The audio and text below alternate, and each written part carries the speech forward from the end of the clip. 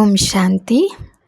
ఈరోజు Murali date 13th September 2024. బాబా చెప్తున్నారు, మధురమైన పిల్లల్లారా, మీరు సర్వాత్మలకు కర్మ బంధనముల నుండి ముక్తి కలిగించు సాల్వేషన్ ఆర్మీ. మీరు కర్మ బంధనంలో చిక్కుకోరాదు. ప్రశ్న: ఏ అభ్యాసం చేస్తూ ఉంటే ఆత్మ చాలా శక్తిశాలిగా అవుతుంది? జవాబు: సమయం లభించినప్పుడంతా శరీరం నుండి భిన్నంగా ఉండే అభ్యాసం చేయండి. భిన్నంగా ఉండుట వలన ఆత్మకు శక్తి వస్తుంది, అందులో బలం నిండుతుంది.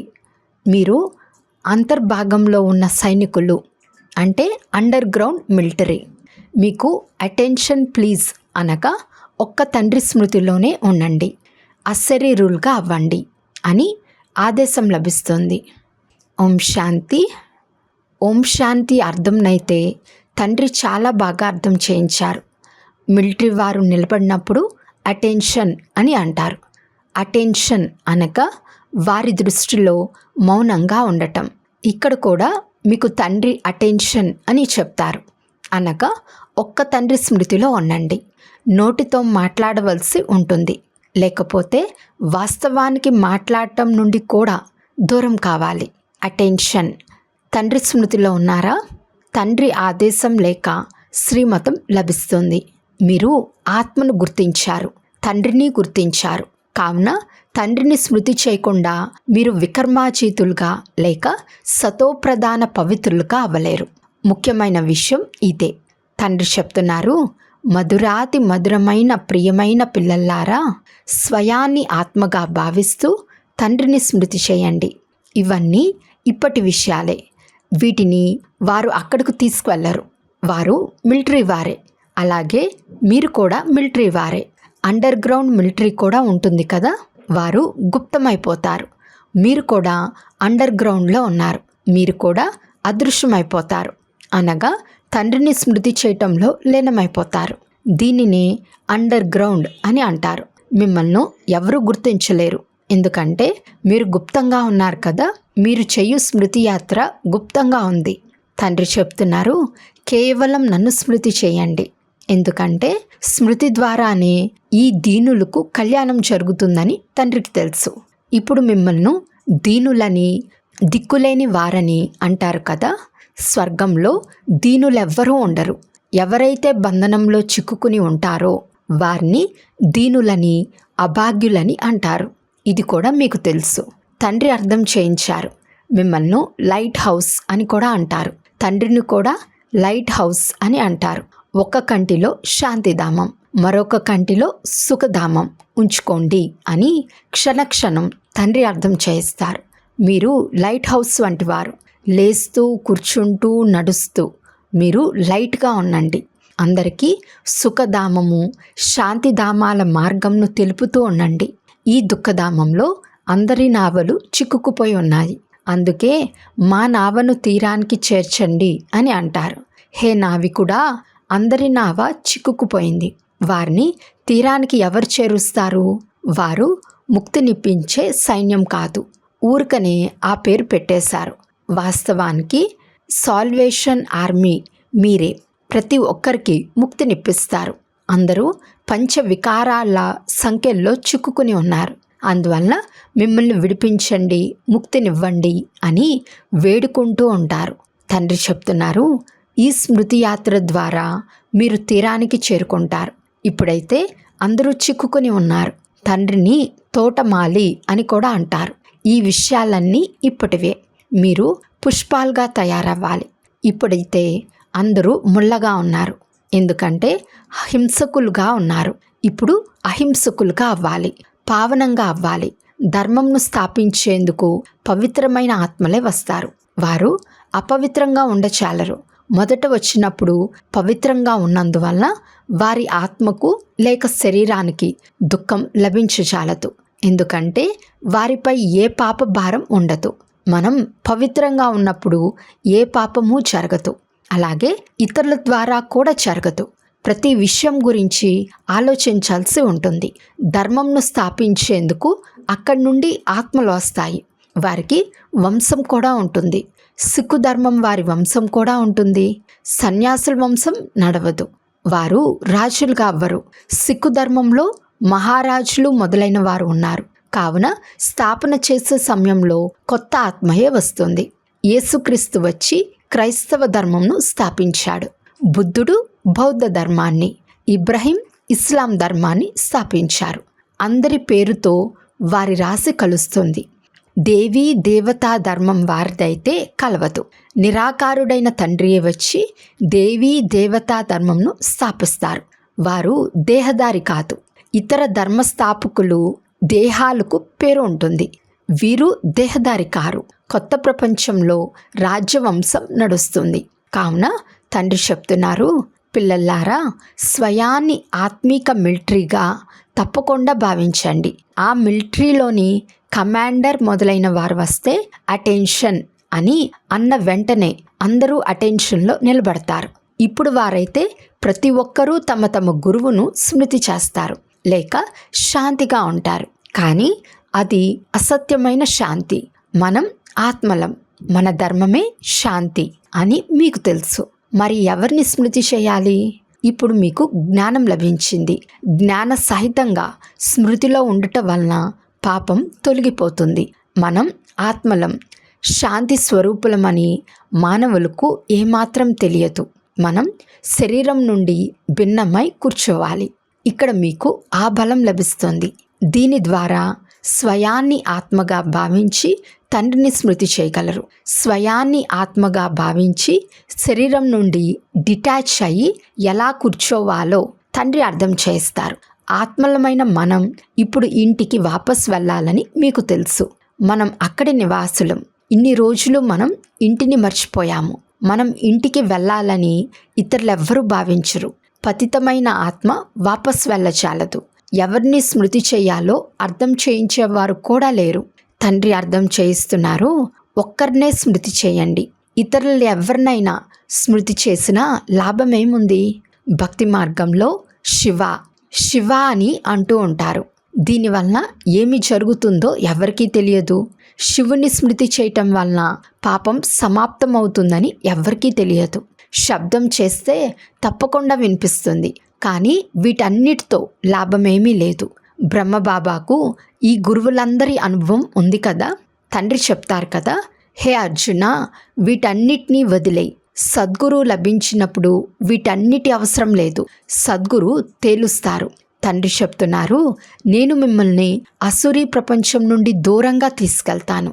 విషయసాగరాన్ని దాటుకుని వెళ్ళాలి. అర్థం చేయించవలసిన విషయాలు. నావికుడు అనగా నావను నడిపేవాడు. కానీ అర్థం చేయించేందుకు తండ్రికి ఈ పేరు ఏర్పడింది. ఇప్పుడు వారిని ప్రాణేశ్వరుడైన బాబా అనగా ప్రాణదానం ఇచ్చే బాబా అని అంటారు. వారు అమరులుగా చేస్తారు. ఆత్మను ప్రాణమని అంటారు. ఆత్మ వెళ్ళిపోతే ప్రాణం వెళ్ళిపోయిందని అంటారు. తర్వాత శరీరాన్ని ఉండనివ్వరు కదా. ఆత్మ ఉన్నప్పుడు శరీరం కూడా ఆరోగ్యంగా ఉంటుంది. ఆత్మ లేకుంటే శరీరం నుండే దుర్వాసన వస్తుంది. తర్వాత దానిని ఉంచుకుని ఏం చేస్తారు? జంతువులు కూడా అలా చేయవు. కేవలం కోతి మాత్రమే తన బిడ్డ చనిపోయినా దుర్వాసన వస్తున్నా ఆ శవాన్ని వదిలిపెట్టదు. కడుపుకు అతికించుకునే ఉంటుంది. అది జంతువు. మీరు మానవులు కదా. శరీరం వదిలేసిన వెంటనే దాన్ని బయట పెట్టండి అంటారు. మానవులు స్వర్గస్థులైనారని అంటారు. శవాన్ని తీసుకెళ్లే సమయంలో మొదట కాలును శ్మశానం వైపు ఉంచుతారు. లోపలికి వెళ్ళినప్పుడు పూజ మొదలైనవి చేసిన తర్వాత స్వర్గానికి వెళ్తున్నారని ఆ శవాన్ని త్రిప్పి ముఖంను శ్మశానం వైపు ఉంచుతారు. మీరు కృష్ణుని కూడా యాక్యురేట్గా చూపించారు. నరకాన్ని కాలుతో తన్నినట్లు మీరు కృష్ణుని కూడా సరైన విధంగా చూపించారు. కృష్ణునికి ఈ శరీరం ఉండదు. వారి నామరూపాలు మారతాయి. ఎన్ని విషయాలు అర్థం చేయించి చివరికి మన్మనా భవ అని తండ్రి చెప్తారు. ఇక్కడికి వచ్చి కూర్చున్నప్పుడు అటెన్షన్ ఉంచండి. బుద్ధి తండ్రితో జోడించబడి ఈ విధంగా సదాకాలం ఉండాలి. జీవించి ఉన్నంత వరకు తండ్రిని స్మృతి చేయాలి. స్మృతి ద్వారానే జన్మ జన్మల పాపం సమాప్తం అవుతుంది. స్మృతి చేయకుంటే పాపం కూడా సమాప్తం అవ్వదు. తండ్రిని స్మృతి చేయాలి. స్మృతిలో ఎప్పుడూ కళ్ళు మూసుకోరాదు. సన్యాసులు కళ్ళు మూసుకుని కూర్చుంటారు. కొందరైతే స్త్రీ ముఖంను చూడరు, కళ్ళకు పట్టి కట్టుకుని కూర్చుంటారు. మీరిక్కడ కూర్చున్నప్పుడు రచయిత రచనల ఆది మధ్య అంతముల స్వదర్శన చక్రంను తిప్పాలి. మీరు లైట్ హౌస్లు కదా. ఇది దుఃఖధామం. ఒక కంటిలో దుఃఖధామం, మరొక కంటిలో సుఖధామం. లేస్తూ కూర్చుంటూ స్వయాన్ని లైట్ హౌస్గా భావించండి. బాబా రకరకాల ఉదాహరణలతో తెలియజేస్తారు. మీరు స్వయాన్ని కూడా సంభాళించుకుంటారు. లైట్ హౌస్గా అవ్వటం ద్వారా మీ కళ్యాణం చేసుకుంటారు. తండ్రిని తప్పకుండా స్మృతి చేయాలి. దారిలో ఎవరైనా లభిస్తే వారికి కూడా తెలపాలి. మీకు పరిచయంలో ఉన్నవారు చాలామంది లభిస్తారు. వారైతే పరస్పరం రామ్ రామ్ అని పలకరించుకుంటూ ఉంటారు. వారితో ఇది దుఃఖధామమని, అది శాంతిధామమని, సుఖధామం మీకు తెలుసా అని అడగండి. మీరు శాంతిధామం సుఖధామానికి వెళ్ళాలని అనుకుంటున్నారా అని అడగండి. ఈ 3 చిత్రాలను ఎవరికైనా అర్థం చేయించడం చాలా సహజం. మీకు సూచనలు ఇస్తారు. లైట్ హౌస్ కూడా సూచనిస్తుంది. ఈ నావ రావణుని జైల్లో చిక్కుకొని ఉంది. మనుషులను రక్షించలేరు. అవన్నీ కృత్రిమైన హద్దు విషయాలు. ఇవి బేహద్ విషయాలు. అది నిజానికి సమాజ సేవ కూడా కాదు. వాస్తవానికి అందరి నావను తీరానికి చేర్చటమే సత్యమైన సేవ. మానవులకు సర్వీస్ ఎలా చేయాలో మీ బుద్ధిలో ఉంది. ముక్తిధామానికి వెళ్ళేందుకు, తండ్రితో కలుసుకునేందుకు మీరు గురువుల వద్ద వెళ్తారు. కానీ ఎవరు కలవరు. కలుసుకునే మార్గాన్ని తండ్రియే తెలియజేస్తారు. ఈ శాస్త్రాలు మొదలైనవి చదవటం వలన భగవంతుడు లభిస్తారని, ఓర్పుతో ఉంటే ఏదో ఒక రూపంలో భగవంతుడు లభిస్తాడని భావిస్తారు. భగవంతుడు ఎప్పుడు లభిస్తారో అదంతా మీకు తండ్రి అర్థం చేయించారు. ఒక్కరినే స్మృతి చేయాలని మీరు చిత్రంలో చూపించారు. ధర్మస్థాపకులు కూడా ఇలాగే సూచనిస్తారు. ఎందుకంటే మీరు శిక్షణనిచ్చారు కనుక వారు కూడా అలాగే సూచననిస్తారు. భగవంతుణ్ణి జపించండి అని అంటారు. ఆ తండ్రి సద్గురు. మిగిలిన వారందరూ అనేక రకాలుగా శిక్షణిస్తారు. వారిని గురువులని అంటారు. పోతే అశరీరులుగా అయ్యే శిక్షణ గురించి ఎవరికీ తెలియదు. మీరు శివబాబాను స్మృతి చేయమని చెప్తారు. వారు శివాలయానికి వెళ్ళినప్పుడు సదా శివుని తండ్రి అనటం అలవాటైపోయింది. మరెవ్వరిని బాబా అని అనరు. ఎందుకంటే వారు నిరాకారులు కారు. వారు శరీరధారులు. శివుడైతే నిరాకారుడు, సత్యమైన బాబా. వారు అందరికీ తండ్రి. ఆత్మలందరూ అశరీరులు.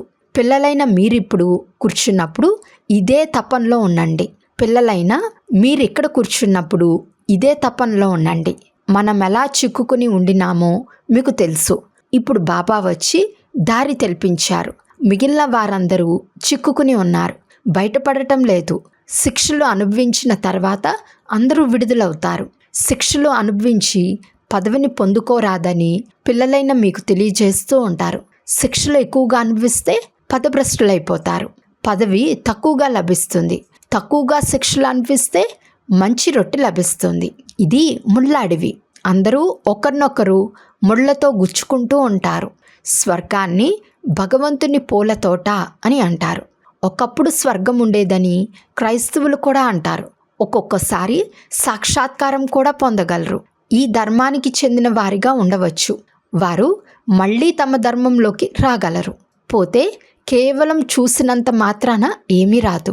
చూసినంత మాత్రాన ఎవ్వరూ వెళ్ళలేరు. తండ్రిని గురించి జ్ఞానం తెలుసుకోవాలి. అందరూ రాలేరు. అక్కడ దేవతలైతే చాలా కొద్ది మందే ఉంటారు. ఇప్పుడు ఇంతమంది హిందువులు ఉన్నారు. మొదట దేవతలుగా ఉండేవారు కదా, కానీ వారు పావనంగా ఉండేవారు. వీరు పతితంగా ఉన్నారు. పతితమైన వారిని దేవతలని అనటం శోభించదు. ఈ ఒక్క ధర్మమే కర్మభ్రష్టం, ధర్మభ్రష్టమైందని చెప్తారు. ఆది సనాతన హిందూ ధర్మం అని అంటారు. దేవతా ధర్మం వారిని జనాభా లెక్కలో కూడా ఉండనే ఉండదు. అతి ప్రియమైన మన తండ్రి పిల్లలను ఎలా ఉండేవారని ఎలా తయారు చేస్తారు? తండ్రి ఎలా వస్తారో మీరు అర్థం చేయించగలరు. ఈ పాత తమోప్రధాన సృష్టిలో దేవతల పాదం కూడా మోపరు. మరి తండ్రి ఎలా వస్తారు? తండ్రి అయితే నిరాకారుడు. వారికి పాదాలే లేవు. అందువలన ఇతనిలో ప్రవేశిస్తారు. పిల్లలైన మీరిప్పుడు ఈశ్వర్య ప్రపంచంలో కూర్చుని ఉన్నారు. వారందరూ అసురీ ప్రపంచంలో ఉన్నారు. ఇది చాలా చిన్న సంగమ యుగం. మనం దేవతల ప్రపంచంలోనూ లేము, అసురీ ప్రపంచంలోనూ లేమని మీరు అర్థం చేసుకున్నారు. మనం ఈశ్వర్య ప్రపంచంలో ఉన్నాము. మనల్ని ఇంటికి తీసుకెళ్లేందుకు తండ్రి వచ్చారు. అది నా ఇల్లు అని తండ్రి చెప్తారు. మీ కొరకు నేను నా ఇంటిని వదిలి వస్తాను. భారతదేశం సుఖధామంగా అయిన తర్వాత నేను అందులోకి రాను. నేను విశ్వానికి అధిపతిగా అవ్వను. మీరు అధిపతులుగా అవుతారు. నేను బ్రహ్మాండానికి యజమానిని. బ్రహ్మాండంలో అందరూ వచ్చేస్తారు. ఇప్పుడు కూడా అక్కడ అధికారులుగా కూర్చుని ఉన్నారు. పోతే వారు ఇక్కడికి రావాలి. అయితే వారు వచ్చి విశ్వానికి అధిపతులుగా అవ్వరు. చాలా బాగా అర్థం చేయిస్తారు. చాలా మంచి విద్యార్థులైతే స్కాలర్షిప్ తీసుకుంటారు. ఆశ్చర్యం ఏమంటే మేము పవిత్రంగా అవుతామని ఇక్కడ చెప్తారు, కానీ అక్కడికి వెళ్ళి పతితంగా అవుతారు. ఇటువంటి కచ్చాగా ఉన్నవారిని తీసుకురాకండి. పరిశీలించి పిలుచుకురావటం బ్రాహ్మణి కర్తవ్యం. ఆత్మయే శరీరాన్ని ధారణ చేసి పాత్ర చేస్తుందని, దానికి అవినాశి పాత్ర లభించిందని మీకు తెలుసు. అచ్చా, మధురాతి మధురమైన అపురూపమైన పిల్లలకు మాతా పిత బాప్దాదాల ప్రియ స్మృతులు మరియు గుడ్ మార్నింగ్. ఆత్మీక పిల్లలకు ఆత్మీక తండ్రి నమస్తే. ఆత్మీక తండ్రికి ఆత్మీక పిల్లల యొక్క ప్రియ స్మృతులు మరియు నమస్తే నమస్తే నమస్తే. ధారణ కొరకు ముఖ్య సారం. ఫస్ట్ పాయింట్, లైట్ హౌస్గా అయ్యి అందరికీ శాంతిధామం సుఖధామాల మార్గంను తెలపాలి. అందరి నావను దుఃఖధామం నుండి వెలికి తీసే సేవ చేయాలి. స్వకల్యాణం కూడా చేసుకోవాలి. సెకండ్ పాయింట్, మీ శాంతి స్వరూపంలో స్థితమై శరీరం నుండి భిన్నమయ్యే అభ్యాసం చేయాలి. స్మృతి చేయనప్పుడు కళ్ళు తెరుచుకుని కూర్చోవాలి. బుద్ధిలో రచయిత రచనను స్మరించండి. వరదానము, తమ సంకల్పాలను శుద్ధంగా, జ్ఞానస్వరూపంగా మరియు శక్తి స్వరూపంగా చేసుకునే సంపూర్ణ పవిత్ర భవ. తండ్రి సమానంగా అయ్యేందుకు పవిత్రత యొక్క పునాదిని పక్కా చేసుకోండి. పునాదిలో బ్రహ్మచర్య వ్రతాన్ని ధారణ చేయటం అనేది సాధారణ విషయం. కేవలం ఇందులోనే సంతోషించకండి. దృష్టి, వృత్తి యొక్క పవిత్రతను ఇంకా ఎక్కువగా అండర్లైన్ చేసుకోండి. దానితో పాటు తమ సంకల్పాలను శుద్ధంగా, జ్ఞానస్వరూపంగా, శక్తి స్వరూపంగా చేసుకోండి. ఇప్పుడు ఇంకా సంకల్పాల్లో చాలా బలహీనంగా ఉన్నారు. ఈ బలహీనతను కూడా సమాప్తం చేయండి. అప్పుడు సంపూర్ణ పవిత్ర ఆత్మ అని అంటారు. స్లోగన్, దృష్టిలో అందరి పట్ల దయ మరియు శుభభావన ఉంటే అభిమానం లేక అవమానం యొక్క అంశం కూడా రాదు. అచ్చా, ఓం శాంతి.